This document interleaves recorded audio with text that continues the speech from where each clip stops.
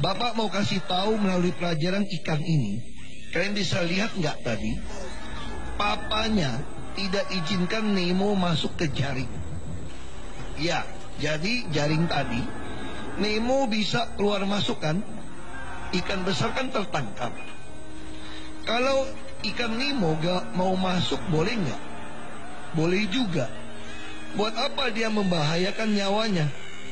Dia masuk padahal papanya khawatir kalau masuk ikan gitu banyak bisa kejepit, bisa keangkat. Lalu kita hidup di zaman orang-orang itu kadang-kadang berenangnya salah arah.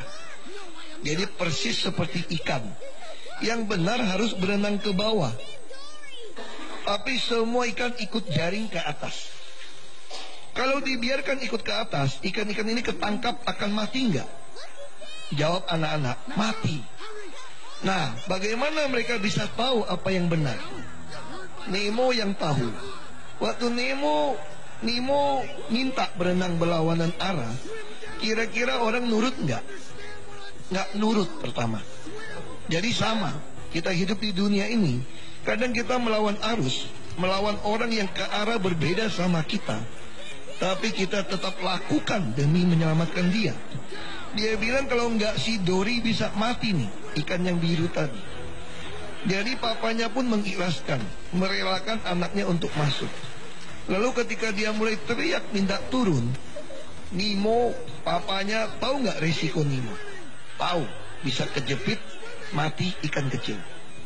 Lalu begitu terlepas, ada nggak ikan yang berterima kasih kepada Nemo yang terkapar pingsan?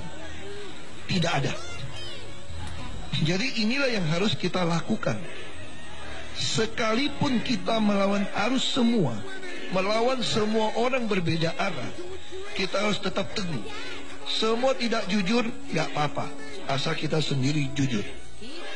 Mungkin setelah itu tidak ada yang terima kasih sama kita.